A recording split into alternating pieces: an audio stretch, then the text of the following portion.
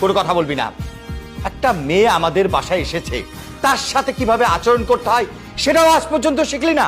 কিন্তু বাবা ও একদম চুপ, তুই তোর ঘরে যা, আমরা ব্যাপারটা দেখছি। যা। কি হলো, খাম্বা মতো দাঁড়িয়ে আছিস কেন? যা নিজের রুমে যা।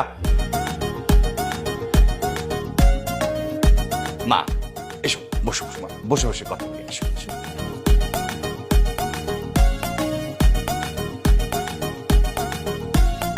আপনাদের দুজনকে আমার অনেক আপন মনে হয়েছে, আপনাদেরকে আমার ভীষণ ভালো লেগেছে। এই জন্য আমি চাই বিয়ে করলে আপনাদের ছেলেকেই করব। আর তাই আমি ব্যাগ ট্যাগ গুছিয়ে নিয়ে চলে আসছি। আপনাদের ছেলে যতদিন রাজি না হবে আমি এখানেই থাকবো। মা তুমি খুব ভালো কাজ করেছো, যদিও আমার ছেলের ঘাটটা একটু তেড়া।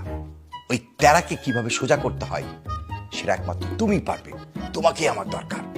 আমরা অনেক চেষ্টা করছি মা, একদম পারি নাই। এখন দেখো তুমি চেষ্টা করে পারো কিনা। অবশ্যই পারবো, আপনাদের দুজনের যদি সাপোর্ট থাকে তাহলে আমি অবশ্যই পারবো।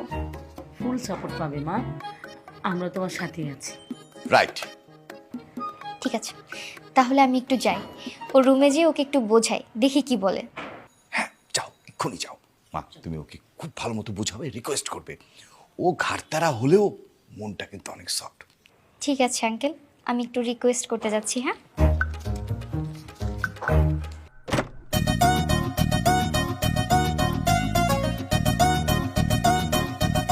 এবার আপনি গেট লক করলেন কেন?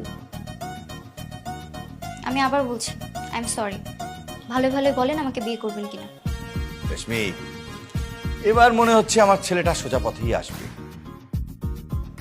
ভালো ভালো তো অনেক দূরের কথা, খারাপে খারাপে বিয়ে করা এখন আর সম্ভব না। কেন? এখন তো একবার না বলছি, দুইবার না বলছি, তিনবার না বলছি, সারা জীবন এইভাবে না বলবো, না না না বিয়ে করব না।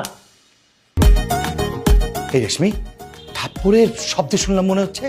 হ্যাঁ থাপ্পড়ই তো, নিশ্চয়ই মেয়েটা গায়ে হাত তুলেছে নাকি। একটা মেয়ের সম্মান নিয়ে ছিনিমিনি খেলতে লজ্জা লাগে না? তাহলে আপনি আমার থাপ্পড় মারবেন? এত রাগ নিয়ে কি ও জীবনে সংসার করতে পারবে? সেটাই তো রকি, চলো না দেখি। এই তামি!